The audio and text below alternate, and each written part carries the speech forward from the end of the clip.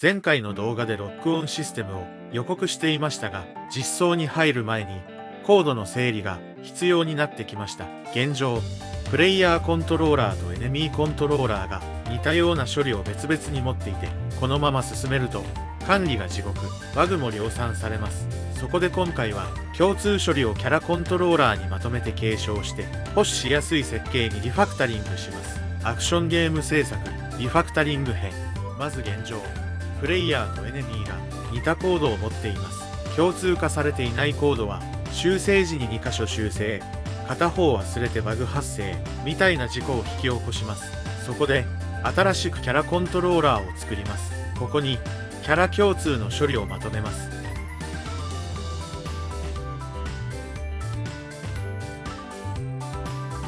キャラコントローラーソースを作成します。こちらは削除します。キャラコントローラーを継承します。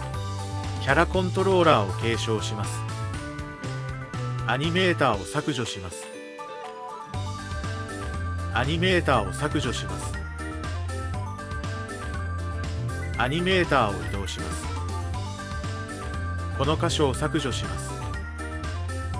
この箇所を削除します。削除したものをここに移動します。シネマシーンインパルスソースを削除します。ユージングをコピーします。ユージングをペーストします。HP を削除します。HP を削除します。HP を移動します。ノックバックの力を削除します。ノックバックの力を削除します。ノックバックの力を移動します。ノックバック関数を作成します。ノックバック関数を削除します。ノックバック関数の引数の値を変更します。元の処理を削除します。ノックバック関数を呼ぶようにします。元の処理を削除します。ノックバック関数を削除します。ヒットストップ関数をコピーします。ヒットストップ関数を移動します。ユージングをコピーします。ユージングをペーストします。ヒットストップ関数を削除します。ヒットストップ関数を削除します。カメラシェイク関数を削除します。カメラシェイク関数を移動します。カメラシェイク関数を削除します。引数を変更します。ターゲットに向く関数を作成します。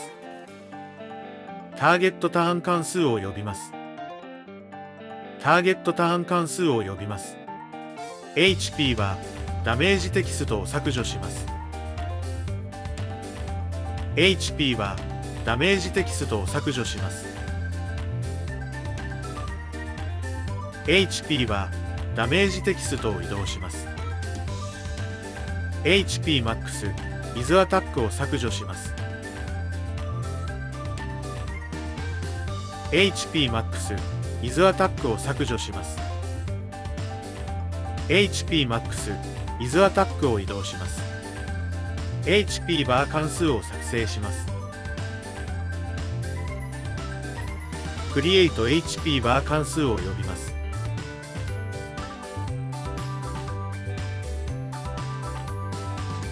クリエイト HP バー関数を呼びます。HP 更新関数を作成します。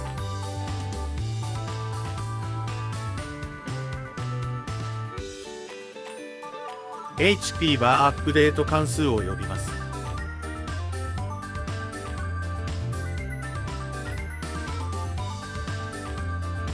HP バーアップデート関数を呼びます。ダメージ表示関数を作成します。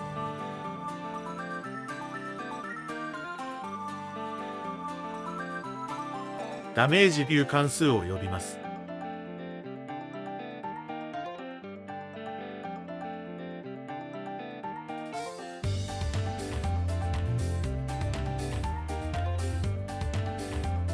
ダメージビュー関数を呼びます。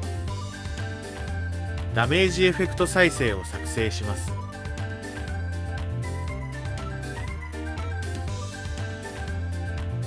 ダメージエフェクト関数を呼びます。ダメージエフェクト関数を呼びます。元の処理を削除します。HP バーの位置更新関数を呼びます。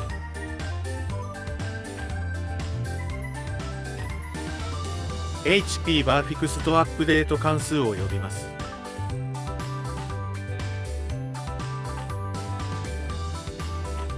HP バーフィクストアップデート関数を呼びます。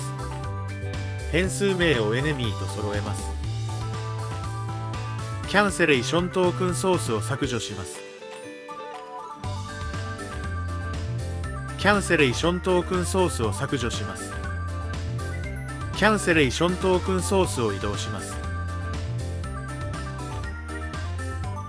これらを共通化しておけば、仕様変更が来ても1箇所編集するだけで済みます。こうすることで、共通処理はキャラクターコントローラーが担当、特殊処理だけ、派生クラスにかけます。動かして確認してみましょう。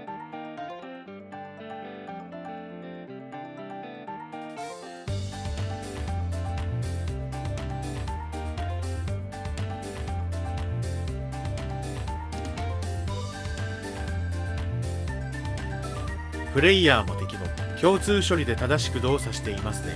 今回はプレイヤーとエネミーに散らばっていた処理をキャラクターコントローラーに共通化しました。これでロックオンや特殊攻撃の実装が超楽になります。次回はいよいよロックオンシステムを実装します。敵にカメラが自動で向き、アクションの操作性と気持ちよさが一気に上がります。ぜひチャンネル登録して待っていてください。